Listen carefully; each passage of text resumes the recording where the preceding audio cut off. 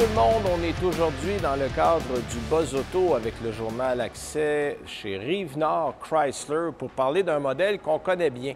En fait, c'est un modèle qui célèbre cette année sa 30e année sur le marché. C'est le Jeep Grand Cherokee. Il est arrivé en 1993 et comme tous les modèles qui ont marqué leur segment, on a été très conservateur au niveau des changements du modèle. Des modèles qui fonctionnent très bien d'habitude, on les garde, on les conserve comme ils sont. Alors, ces modèles-là ont évolué, certes. On a par exemple le modèle L, modèle allongé, qui est arrivé sur le marché il y a quelques années. Et on a avec nous aujourd'hui le modèle qu'on appelle le 4xe. En fait, c'est le modèle hybride branchable. C'est le premier Jeep Grand Cherokee hybride branchable sur le marché. On a mis le même groupe électrique qu'on retrouve dans le Pacifica, dans le Jeep Wrangler.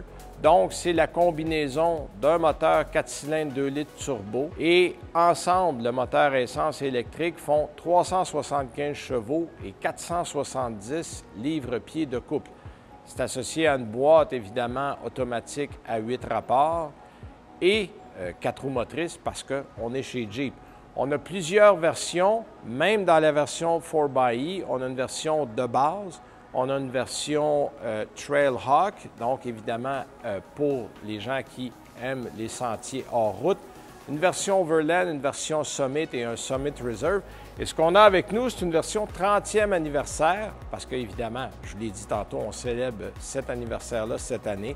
On a en fait une version de base, mais un peu améliorée. Je vais vous montrer ce que ça donne à l'intérieur. À l'intérieur du modèle anniversaire, Jeep a mis beaucoup d'équipements, en fait, plus que des modèles de base qu'on trouve régulièrement.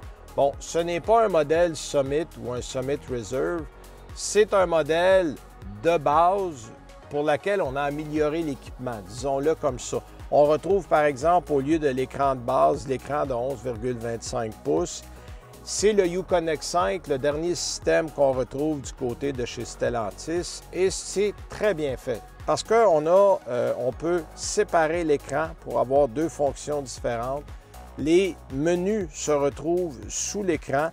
On a des sièges chauffants et ventilés, qui est quand même une caractéristique de luxe qu'on retrouve en haut, et tout ce qui est chauffage, climatisation est en bas.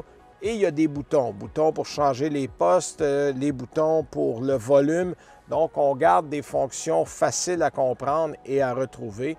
On a également des sièges de cuir, du bois, un système audio Alpine à 9 haut-parleurs, un toit ouvrant panoramique, donc des caractéristiques de modèles plus luxueux. On a également plusieurs fonctions au volant, que ce soit le régulateur de vitesse, les changements de station pour la radio, les commandes vocales.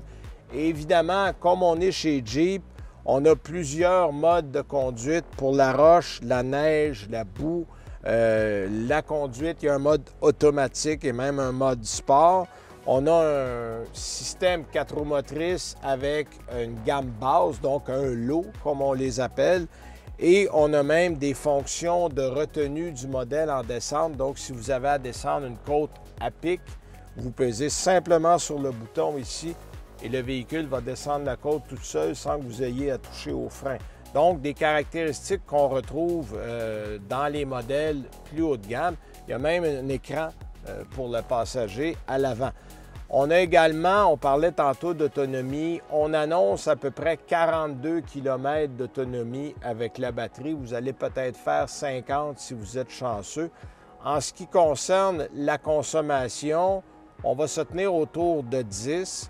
Si vous êtes très assidu à brancher votre véhicule et que vous fonctionnez, disons, dans des rayons qui ne sont pas trop éloignés de votre domicile, on peut même descendre à 5-6 litres aux 100 km de moyenne.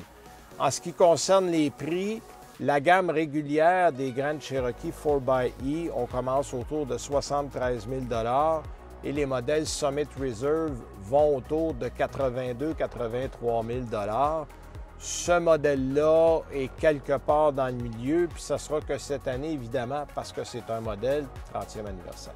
En terminant, le Grand Cherokee, c'est un classique dans sa catégorie. En fait, il a pratiquement inventé la catégorie des VUS intermédiaires et encore aujourd'hui, c'est parmi les modèles les plus vendus dans ce segment-là. Il y a évidemment beaucoup de concurrence. Qu'on parle d'un modèle comme le Kia Sorento, le Hyundai Santa Fe, le Honda Passport, Subaru Outback, Volkswagen Atlas, GMC Acadia. Bon, vous le voyez, il y a beaucoup de monde. Mais si vous avez envie d'aller jouer hors route, c'est de très loin le modèle le plus compétent, en particulier si vous choisissez le modèle Trailhawk. Cela dit, les gens vont apprécier ce modèle-là pour son format pratique, sa tenue de route et son roulement qui est vraiment confortable.